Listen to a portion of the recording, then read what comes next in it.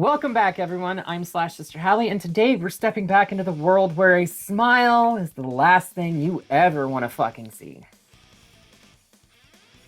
Stop it. And I'm Sister Jen, and we are reviewing Smile 2 from 2024, directed by Parker Finn, and starring Naomi Scott in what I assume was trying to be a launching pad for a musical career. No, she's already done musical. I know, but this was like trying to really push her into the pop spot. No, they were trying to make her be like a Lady Gaga type character. Yeah. And there's reasonings behind that. But it also stars Lucas Gage and Kyle Gallner, at least for the first, 8 minutes? Is it that long? It feels maybe less than that, like 3, that. maybe 4, I don't know. Right. The sequel takes everything that made the first one unsettling and cranks it up. More paranoia, more tension, and a whole lot more reasons to not trust a single face in the room. Yeah, it's psychological, it's creepy, and it leads hard into that lingering dread that just will not let you go. But before things start smiling back at you, be sure to go check out our Etsy shop at etsy.com/shop/sisters. We've got horror-inspired art done by Jen, shirts designed by me, and patches to sew on your battle jacket, bag, vest, whatever you want to show off your spooky side. Stop it. I will not. Don't you dare forget to slash that subscribe button, stab the like button, ringling the grave bell so you don't get buried alive and end up with this fucking mug in your dreams. You don't want to see me smile like a fucking weirdo. I mean, maybe you do. My fiance does. You're Freddy? I mean, I might be in your nightmares just because who wants to see that smiling weird face? But yes, part of it is you don't want to miss out on our reviews. I mean, do you? Or the shenanigans. Like that shenanigan. Right there. That. Right there. You don't want to miss that. Anyway, keep your eyes open. Trust your instincts. And whatever you do, don't smile back. It's time to face Smile 2. All right, we start our story 6 days after the death of Rose Cotter in the first movie. Mm-hmm. A now cursed Detective Joel attempts to pass the Smile entity on by killing one murderous criminal in front of another.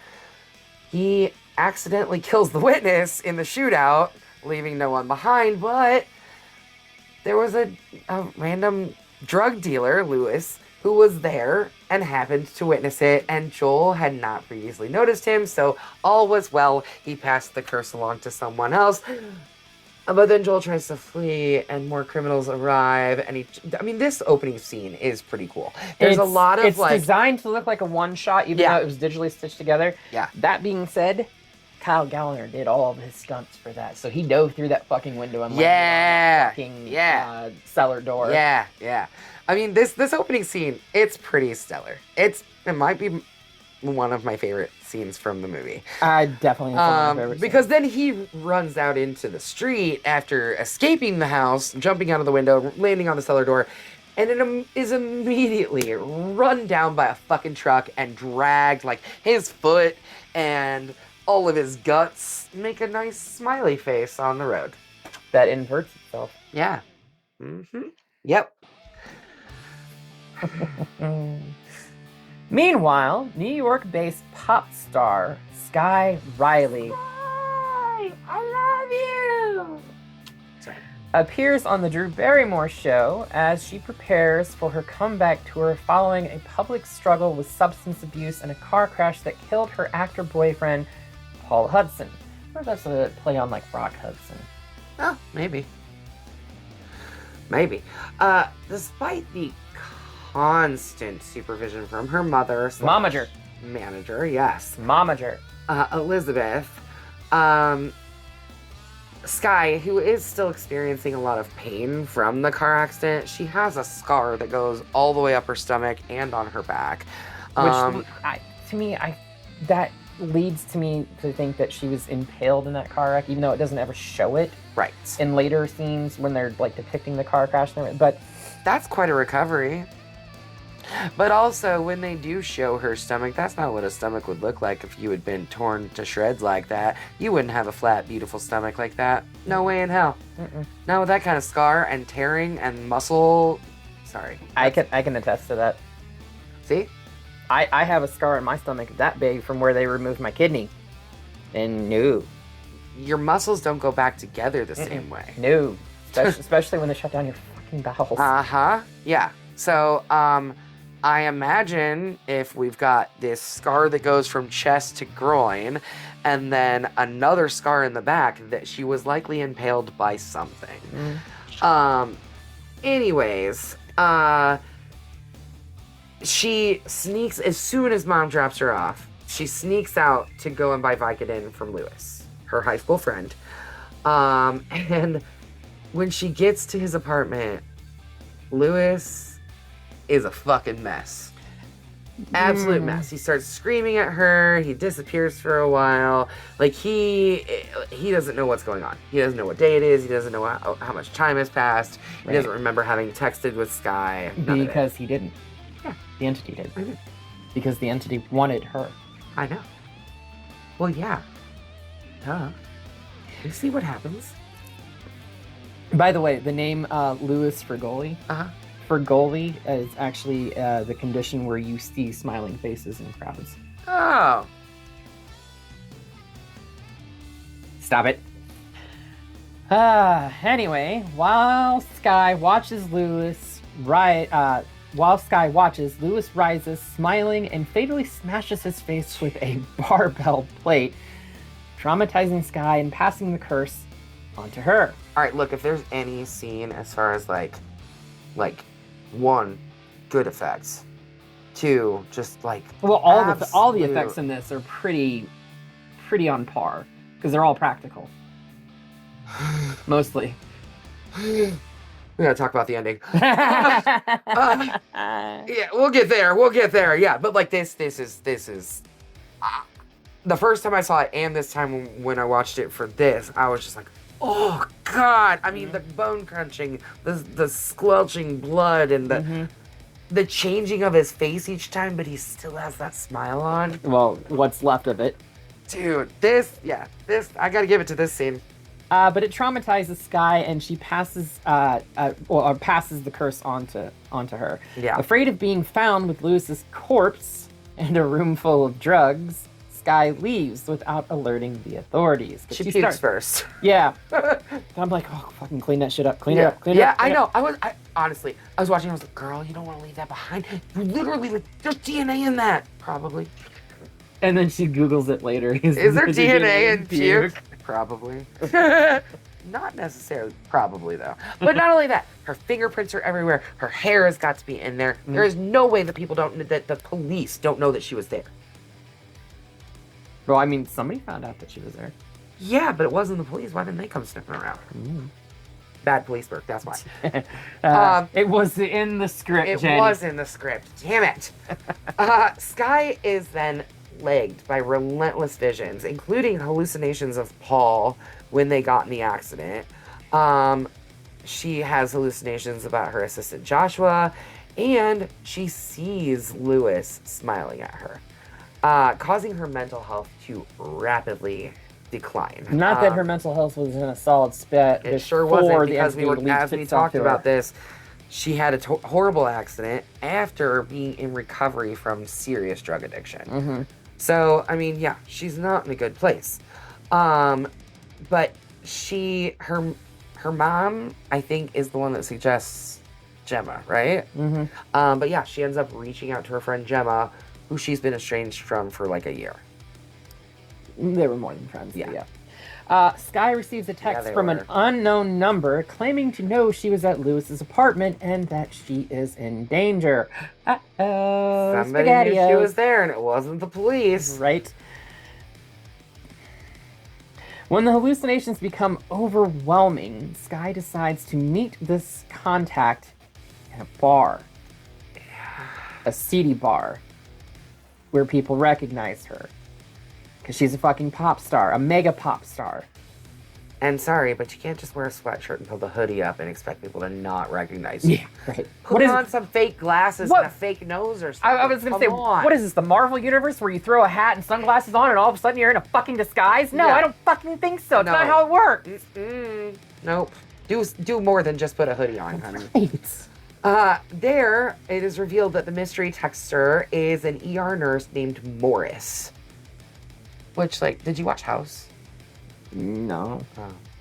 What, was he on House? He was one of my characters on House. Anyways. Was he a nurse on House? No, he was a doctor. Oh, okay. Yeah. He explains the nature of the curse to her and tells her that he's been tracking the entity ever since it killed his brother, theorizing that the entity is parasitic and could die without a host, meaning that stopping Sky's heart and then resuscitating her to break the curse could actually stop and starve the entity. So we're going flatliners on it, okay, you guys?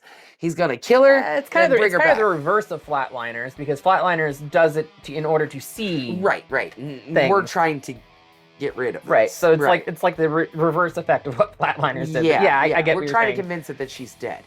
But people end up seeing her and recognizing her, and she ends up having to like flee from the scene, basically. Yep. That happened. Arriving back at her apartment. Her apartment? What the fuck? That apartment. It's a fucking penthouse. It's a fucking penthouse. I want it. I want that bathroom. I don't want the mirrors. Oh my god, though. that bathroom. I don't want the mirrors. Too many fucking mirrors. The mirrors on the floor where you can see up your own skirt. Well, I'm just like the hallway of mirror and everything. Yeah. Which I read that the Parker Finn had all those mirrors placed to where, like, even when she's alone, she can't escape herself. Which is why the mirrors are there reflecting her everything that she does. And I was like, interesting. Yeah, that is interesting. But anyway, Sky is cornered by the entity, which takes the form of her backup dancer. Dude, this scene is so fucking creepy and cool and fun. I also like the scene where like she looks away when they're like down the hallway and then they're like closer. Yeah, is supposed to be like the weeping angels from Doctor Who. Sure, okay, I get that. If you're a Whovian or whatever, and you know the lore of Doctor Who, the weeping angels, like when you look away, they move closer to you. So yeah. Anyway. But then it is really cool to see them with all their like weird movements as they're dancing into the room, and all of those extras were trained dancers, so they could move that fluidity in the scene and everything like that. I think there was more backup dancers in this scene than there is of her actual backup dancers, but some of the people that were in that scene were the actual backup dancers from her crew. From her rehearsal of like the video or whatever that she's getting ready to shoot or anything, something like that. Right. Anyway, she tries to escape, but is violently thrown around the apartment and pinned down. This giant arm forces its way down her throat, causing her to black out. So this is the entity slowly possessing her, because it's not full-on possession yet. Right. So now we get a flashback scene, which reveals the actual cause of Paul's death, which was Sky grabbing the fucking wheel and intentionally causing them to go into a car. I don't think she meant to cause an accident. I think she was just doing that to show that she was in control of the situation, or something to that effect. Right. Now, something we haven't really talked about. Obviously, she's got this past with drugs and alcohol. She has this issue with control and maintaining control and needing to have control of all of her situation. Something that she does to ground herself is the chugging of the Voss water. Right. So it's very, like, clearly Voss bought into this movie or something. Like, they paid to have their shit everywhere. Well, I think because Voss is sold in glass bottles. That was part of it, yes. Because there was a scene where, like, before the backup dancers in her apartment show up, the bottle breaks and all this other shit. Right. Yeah. So Uh, it is revealed that in a drug-induced argument, Sky caused the car accident. Sky awakens at a retreat. It's a health wellness center is what her mom calls it. I think it's probably more like a celebrity rehab center. And she argues with her mom over the upcoming tour. Basically, she's like, I cannot do it. And her mom's like, I have sacrificed everything for you to make this dream happen for you. And this is it. If you don't do this tour, you're done. That's it. People aren't going to forgive you again. They're not going to let you have another chance. Suddenly, Elizabeth smiles, smashes a mirror, and fatally stabs herself in the face over and over again with that shard of mirror. Well, she stabs herself in the chest first, and then the face. Yeah. So that scene where like it's like a quick cut and like her face changes.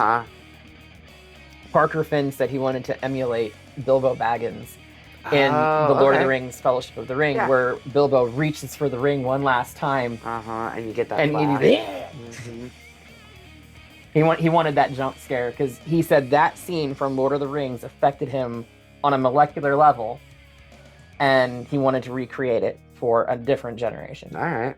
I was like, that. Okay, I can buy into that. Anyway, Sky's at this mental whatever health and wellness facility. Right. I seriously think it's a celebrity rehab center. Anyway, Sky attempts to leave, but to her horror realizes that it was she who stabbed Elizabeth. She killed her mom, y'all. Did she? I don't know. Sky escapes the retreat and reunites with Gemma, stealing a car to meet Morris. She receives a call from the real Gemma and realizes the Gemma who is in the vehicle with her and who is the. Sorry. Yeah. This is receives a call from the real Gemma and realizes that the Gemma who is in the vehicle with her and who she has been with all week is the entity. Yes. Yes. So because she's never actually even seen Gemma. Gemma's been to her apartment. In her mind, Gemma stayed over, slept in her bed. Gemma's never even spoken to her. In over a year. Yeah. So when Gemma calls her back on this phone call right here, it's the first time that she's contacted her since Sky has reached out to her. Yeah. So, she also stole a gun too. From a security guard. Oh yeah. In the lobby. While she was drenched in fucking blood. Yeah. After she puts a hoodie on, trying to cover up the because the hoodie's a disguise. Yeah. I'm gonna start a hoodie with her own face on it that time too. I'm just gonna start wearing a hoodie and calling it a disguise. Yeah. Hold on, let me go get my disguise on. So anyways, after regaining control of the car, basically realizing she was the one that was driving the fucking car, Sky meets Morris at an abandoned Pizza Hut, where he plans to use the walk-in freezer. Because it's the only thing that was big enough for his needs. And apparently it's on and functioning. Right. To prevent brain damage while stopping her heart. Now, remember, the door latch is broken. You gotta stick a cinder block in it, or otherwise you're gonna get stuck in there forever. Morris temporarily just up and leaves. He's like, hold on, I gotta go get something. And the entity appears as Sky's former self from the car wreck. Yep. After a struggle, she fights it off and injects herself with a syringe meant to stop her heart. Unfazed, the entity mockingly affirms that Sky is not in control. The entity or large fucking Marge? Because those eyes were awful. I'm sorry. Well, but that shit, I was like, really? That's bad. But the bulging, it was straight up Large Marge, Pee-wee's Playhouse, or Pee-wee's Big Adventure. That was bad. So the whole reason why... we got a lot of really great effects in this movie, and then the last 20 minutes, I'm like, what the fuck? The fuck is this shit? So that was the CGI breath in the cooler, in the freezer, only coming out of her mouth, not coming out of her nose. Can I get my fucking statement out? Sorry. Jesus. That was the entity, like, trying to slowly reveal itself to her, like its true form. So that's why the eyes were bulging and looked like shit. And they had to do that with CG because they couldn't do it practically. But the scene that you're talking about at the end here, that was mostly done all practically. Did you watch the behind the scenes footage on that? Yeah, so it was mostly done practically. All right then. Yeah. Yeah, you can, yeah, all right. Okay, cool. So, the walk-in freezer, okay, look, shit gets weird. She fights with If you remember herself. correctly, the shit went weird in the last one at the very end. At the very end, yeah. Well, because she really is trying to fight this entity, and I guess we are seeing inside of what she's experiencing. Mm-hmm. But she, like, finds herself then, like, she's thrown into this little, like, capsule sort of thing by The entity. accident Sky as the entity with large Marge eyes. So she's pushed into this little capsule, and then suddenly she finds herself on stage for her opening tour performance at Herald Square Garden. She sees a still alive mom and watching her from the audience, and realizes that everything that has happened to her has been a complete and total illusion. Mm-hmm. Yeah. And this is where shit really goes off the rails. This is like, what would you say, like the last 5 minutes of this? If that. I mean, it's very quick. The entity appears as Sky's current self before tearing its stomach open from that scar on her stomach, where its true form emerges. A giant, skinless, semi-humanoid creature with multiple smiling mouths on its body. Sky screams, falls into a trance, before the entity rips open her face and dives deep like her paintings is Waterworld. Yeah. Yes. So, I mean, that's happening in Sky's mind. She's experiencing. So we're seeing what she's seeing. The audience is just panicked because they see her convulsing. All they see is just her smiling. Well, no. While she's being like, possessed, yeah. she's convulsing on the stage. She's Right. fallen over, convulsing on the stage, acting like she's choking, which is the exact thing that happened to Lewis when Sky saw him being possessed by the entity. Yep. And now she turns and faces the entire crowd. Thousands of people. You know, the entity only needs one person to watch, but now it can pass to thousands of people at the same time. Mm-hmm. And she stabs herself in the eye with her microphone, killing We herself. don't see it. No, we don't see it. We Which hear it. sucks, because I wanted to fucking see it. It sounds amazing. I wanted to see some... So the whole reason that Parker Finn did that scene the way it was the audience was watching us react to I know. I wanted to see the viscera, though. I wanted to see the yuck. I wanted to see the ill, as Gemma said so many times. Mm-hmm. She's like, okay, earlier, when Sky is telling Gemma about Lewis killing himself in front of her, she's like, and then he bashed his own face in, and she's like, ew, what? Ew, gross. I was like, I made my fiance rewind it. I was like, did you hear how she just responded? But anyway, that is where we end the Smile budding franchise. I guess so. They're supposed to be doing a third one. I'd love to know how they're going to pick up that story with literally thousands of people witnessing it. Thousands like, of people. are we just going to pick one person at random? Like her mom or her assistant or something like that? It could be anybody. Right. We could pick up anywhere. Right. And take it a completely different place. Right. So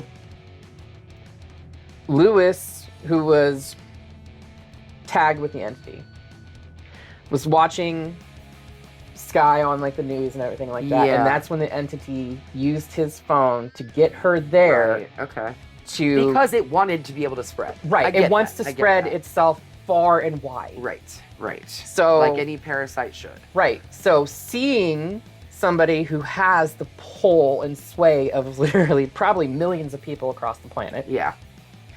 Lured her there to leech itself onto her. Trap her. And trap her, and then to pull this off at the very end where it passes to those thousands of people there. And who knows, maybe the thing was fucking being broadcast to you because it was your comeback date tour or whatever. What are your thoughts on this, Hallie?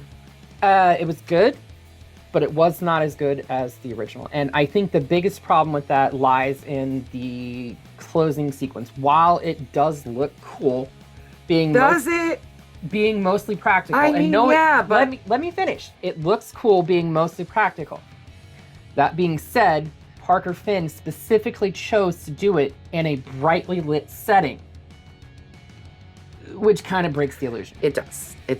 Lower lighting for a horror film works. You cannot have lights like we have here and expect like something to be scary when it's looking as comical as it does. Yeah. Like, is it even look comical in the first one? It did. It definitely was. There was some moments in the first one that I was like, man, that ending monster thing, man, with all the teeth and the smiles and the throat full of smiles. But because of the low lighting and everything like that, it actually did look pretty setting cool. And there was like better. fire and like the cabin atmosphere. As opposed to being on stage in front of like the bright lights and the glitz and glamour of pop star life and all that other stuff. I understand what he was trying to do because he was trying to subvert the whole horror genre by doing it that way. Yeah. I think that it just was lost in translation. Yeah, I was gonna say it just didn't work. No. I am a solid sideways on this one. I'm kind of there with you too. It's good. There's definitely scenes that are really fucking cool. Lewis's death scene is cool as hell. The scene with the dancers is really cool. I think that the story is really interesting, and I like where they were going with it. The story, I just feel like there was things that took me way out of it. Right. The story was there. Yeah. But the first one told it better. Yeah. In the aspect that it was more psychological to me. It was more psychological because she only had one traumatizing event in her life that kept reoccurring in her mind. Yeah. And that's what the entity was leeching on. Yep. She has a shit ton of fucking baggage. Well, and that's why her descent went way faster. Yeah. You know? And so I understand that aspect of it. But I just feel like I like the concept. I like the spreading it to thousands of people. I like where it was going. I just feel like it didn't really do what I wanted it to. It's the same thing as Blumhouse's Truth or Dare. Yeah. You know, like at the ending of that, which we haven't covered yet, but it ends kind of the same way. Yeah. It's just kind of one of those things where you get to it and you're like, oh. It was kind of anticlimactic, honestly. But I mean, I think I always knew from the start that like it was trying to get her to kill herself in front of lots of people. Right. I had a feeling like as soon as we've got a pop star. What do you think is going to happen? Exactly. Everybody's following. And I know that was like one of the questions like right before this came out where people were asking him what happens if multiple people witness the death. The death. And he's like, we'll find out. That's a good question. He's like, that's a good question. We'll find out. That was his exact response in the interview. So yeah. Well, we still don't really know. No. Not yet. So I guess there's a Smile 3 in the works. Potentially. We shall see what happens with that. But let's get that out of here for now. Hallie? You don't know what we're doing, do you? I've got a small inclination. I know what's coming up next. I don't know what's the next one. You know what's really fucked up is I looked already and I done forgot. All right. Look. We're all gonna find out together as long as I can. I think I got it. You ready? Here we go. Oh, Bride of Chucky. Y'all ready to watch puppets fuck? Yeah. This is the movie where dolls have sex with each other. So, make sure you watch this week. Come back next week, and we're gonna talk about John Waters. Yes. We're gonna talk about John Waters. And I'd much rather do that. And Redman. Yeah. And Jennifer Tilly. Yeah. When this franchise literally jumps the shark. Oh wait, no, this is right. I'm thinking of Seed. Yeah. Oh, Seed is John Waters is in Seed, and so is Redman and Jennifer Tilly. That's right. This is Well, yeah, because of Glenn and Linda. Of course, John Waters is in it. Yeah. Anyways, so make sure you watch this. Come back next week. We're gonna break down this nonsense. This is the one with fucking John Ritter and and the awful couple that are obnoxious. Katherine Heigl. Ah! Join my torment this week while we watch this bullshit ass movie. Make sure you slash the subscribe button, stab the like button, and ring the great bell so you don't get buried alive. You stay up to date on all this nonsense we're doing over here on this channel. Until next time, we will see you all in the afterlife.